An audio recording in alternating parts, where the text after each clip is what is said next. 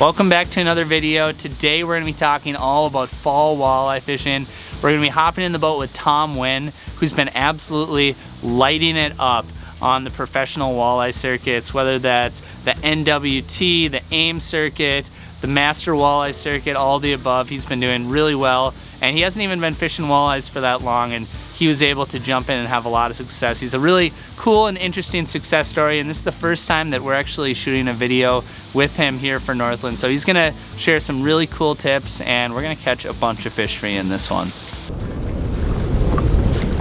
Here we go. Oh geez, what the heck is this? It's a little better one.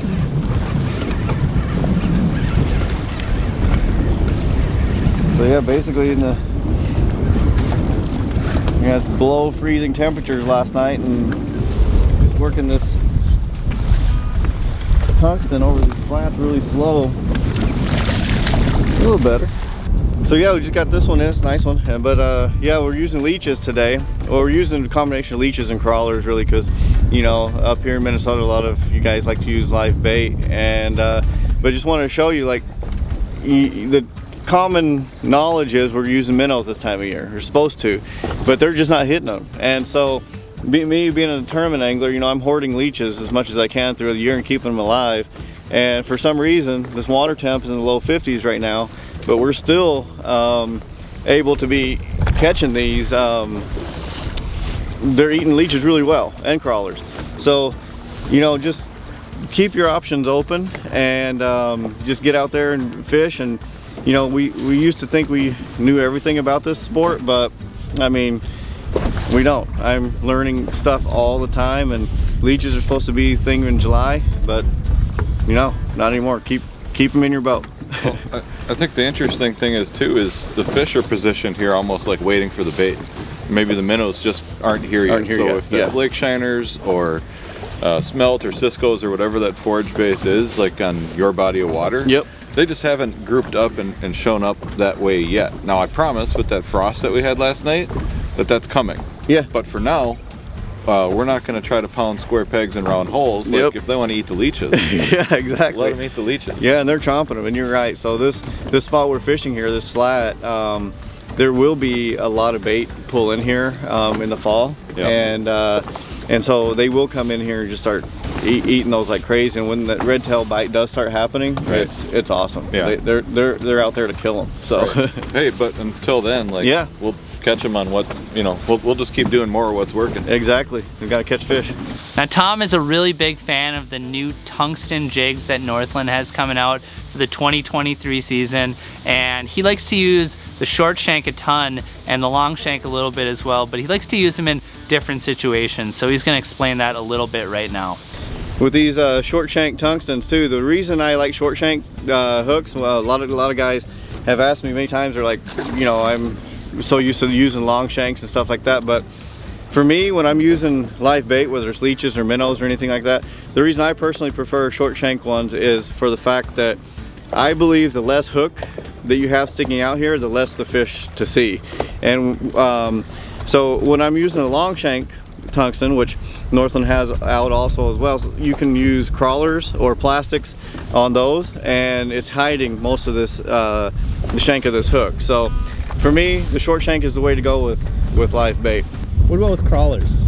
Crawlers? Yeah. I will use, I like to go with the longer shank, because you can put that with the bait keeper on the head of the jig. You're able to slide the head of that crawler up onto that, and it holds it, and that shank can come out farther, because with the crawler and a longer bait or a longer plastic, you want that hook actually farther towards the end of the bait, so in case they bite it short. Sure. All right, what about minnow? The minnows, I like the short shank hook because I'm able to put the point of the hook through the mouth and up to the top lip, so the minnow to me stays alive a little bit longer. And then also with the short shank, the minnow isn't way out here, it's more closer to the head and less of the hook and everything for a fish to see, especially when you're talking clear water and finicky fish. Next up, Tom and Mike are going to talk a little bit about where we are right now in the fall walleye transition, as those fish are moving, chasing bait fish, exactly what those fish are up to and how you can catch them. Fish on.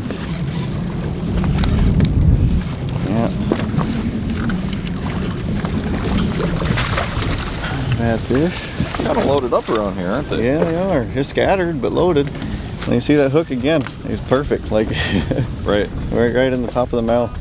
Super interesting. Yep. You know, when we were here, I don't know, what, 6-7 weeks ago, it was very much summertime. Yep. I think I had shorts on. Yep. You know, we're doing some different things today. The fish are doing different things today. And you always talk about that like summer to fall transition. Like where do you think we are in that process, and why are these fish positioned here versus you know, another piece of structure? Yeah, well, I mean, they're right in the middle of transition right now, which I think is a little bit late. I mean, the water temps last week were like 8 degrees warmer, and it's cooled down so fast. Well, we had our first frost last night. Yeah, I had to scrape it off the boat this morning, but I just am noticing that compared to last year, these flats, like the bait fish, the minnows, like to move up here, and that's where these walleyes like to come on these lakes to fatten up for winter, number one, and they're getting ready for spawn, even though it's a ways away. You know, they got those eggs and everything to take care of and stuff, so they're getting fatter. So I like to search out places, these flats like this, these sand flats where the bait is going to run to. The minnows or the walleye should be right behind them, but the thing is, like we talked about, they're not wanting to eat minnows yet. They're still in that transition, like summer. It's interesting. Yeah, it is very It's interesting. almost like that frost, like put them in, I don't want to say like a state of shock, but it's they're confused. Now we've kind of moved in and around here, we didn't know if there was much for minnows or bait at all, and now we're starting to see some of those balls. Yep. And it's like they're around them, but they're not hard on them and chasing them. Exactly. So it's like you find the fish and you're able to pitch, you know, your jig and leech, or even a jig and crawler for that matter, at them, and they're going to eat it. But you know, we might be like 24 hours, 48 hours from like a super good minnow. Exactly what I was going to say, because like I said, we came in here this morning, it was no bait, nothing. Now we're seeing these balls show up. Yeah. You know, it's a timing thing. So a lot of people are off the lake by this time of year. Right. But if you can make it out here, I mean, you can really, it's a lot of fun. Yeah. It's gonna be a lot of fun. Mike had sort of mentioned that we might be 24, 48 hours away from flipping. Well, he was definitely onto something, because on this particular day of fishing, the bite totally flipped from kind of like that late summer, early fall bite into the full-blown fall bite, as you'll see, and Tom will explain right now. Yeah, so we started off our day this morning and came out here. This time of year, we're typically throwing minnows. We came out here to this flat, no bait in the system, nothing out here, just dead water except for a few walleyes, and they were eating leeches. They were really chomping the leeches and some crawlers this morning, and then the bait just started moving in. We're seeing these balls come in here, and we switched to minnows, and 2 minnows in a row now, and they're really getting them. It's so interesting to watch like the progression of our day. Just a day, yeah. And just see how in the morning, like the fish were here, and it's almost like they were anticipating that bait showing up, and then, you know, 1 hour went by, 2 hours went by, and then all of a sudden we started seeing these small clouds of fish. And like you caught like 4 or 5 in a row, like on 5 or 6 casts. Yep. On the leech, and then they just got off of it. Then you couldn't force feed it to them. That's it. You put that first chub down there and got bit, I mean, within seconds. Something tells me that this is probably going to be how we adapt for the rest of the day. Yeah.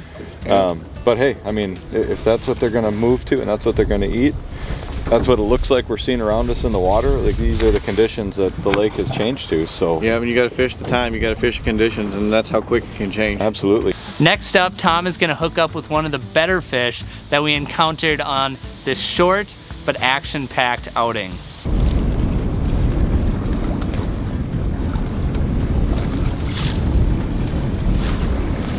Ooh. Better? Yep. That's the one, right? That's the one.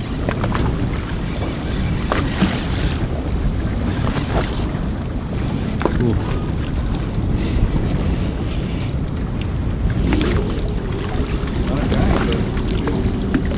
Really good one.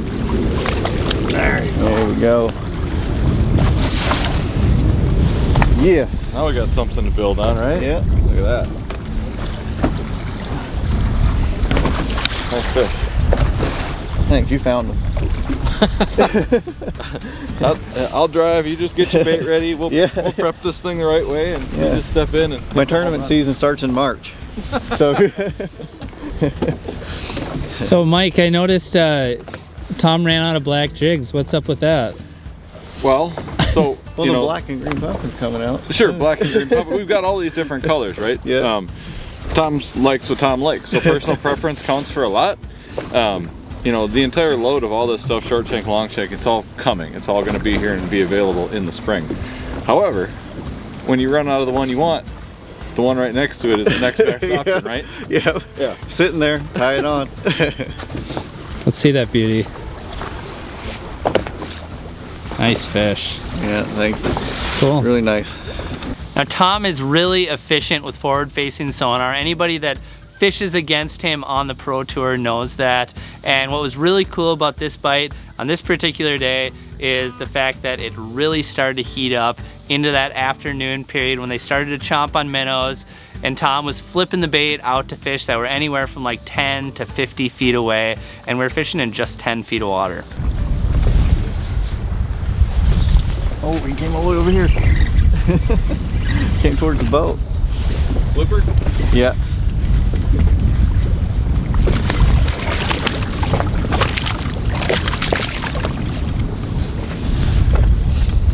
Yeah. Another one. Just like that. Yeah, just like that. That's all you can really say. Yeah, another one. What do you say? No, it's been crazy. Oh. They're eating. That's super cool. I think you know, we talked about it early, we talked about it late. I think today, like with the frost this morning, we got to watch late summer transition to fall, like officially. Like, yeah, as we were here, the bait showed up, like the fish changed, like everything changed. You know, in like a 6-7 hour time period. Super cool to watch. It's awesome. I know. I haven't experienced that just happening within a day of fishing, but yeah, it's pretty awesome. Yeah, I don't know. I've caught enough. You've certainly caught 10 times more than I have at this point. We can pretty much put a bow on it. Yep, sounds good. Call her a day, buddy? Yep. All right, man. Sounds good. Bye-bye sandwich. Yeah. Goodbye walleye sandwich. In this next segment, we actually pulled away to a little bit more of a quieter bay so Tom could sit down and recap what we saw on this chilly day that seemed to usher in the transition into the full-blown fall walleye bite. All right, so we came out here today. It's on a Minnesota lake, your classic fall conditions, and we're just, you know, past week or so we've been still in that summer pattern, but we've had some really cold nights here, down about freezing. And so we went out today, and this morning we were using these short shank jigs here, and we were using leeches and crawlers, and they were really eating them. I mean, it was just like one after the other for a while, and then they just quit. They kind of quit, and then we're noticing too when we got out to this flat, it's a typical transition flat, there was no bait. But then all of a sudden the walleyes, they just quit eating, and we went into search mode, and we started noticing the bait actually started moving in as we were out there. And when we were out there, the walleyes just turned on, and we're like, okay, they're not eating this leech anymore. Went and got a minnow, and first cast, within seconds, you could feel that vibration of that walleye just wanting to annihilate that minnow in a second. And so it's always good to pay attention to your surroundings and pay attention to what's happening around you, and just be, you know, have your options ready. And no matter what, the common denominator today were these tungsten jigs, even though when there was a light bite or when those fish were just absolutely clobbering those minnows, the choice of color today that we were using, most of the time, you know, as you guys know, I like the most natural colors, and this is the most natural one we had in the boat today, this black and gold. But then Mike broke off so many times today, he just likes to fling his bait around a lot, and so he broke off all the black and gold ones, so I ended up using a blue one. And that would be my next choice, because whenever I first started learning walleye, for some reason I went blue and white and did catch a few. But you guys will see when this, just be on the lookout, because we're gonna have some of my favorite color jigs coming out pretty soon, which I'm excited about. And but yeah, you can't, like, I'm super happy to, I don't know how a person can get so excited about a little jig, but when I first saw these, I mean, it's been it's been perfect. It is a game changer. Just a little jig like this can make such a difference, but I'll be stocked up this fall and for sure for next tournament season, so. Stay tuned. Yep, stay tuned. Well, that's about all we got for you in this video. Special thanks to Tom for taking some time and sharing some good tips with us. And Tom's background in walleye fishing is really interesting because he actually didn't grow up walleye fishing. He's actually from down south, and he did a lot of bass fishing, tournament fishing for green fish, of course. And he kind of just jumped into the walleye world and the whole competitive scene and just instantly started having success right away. And he's a really good angler, and you will be seeing more videos from Tom in the future, which I'm really excited about. And if you enjoyed this video and you learned something, make sure to hit that little red subscribe button down below because we have a lot more content coming in the future. And until then, we will see you in the next one.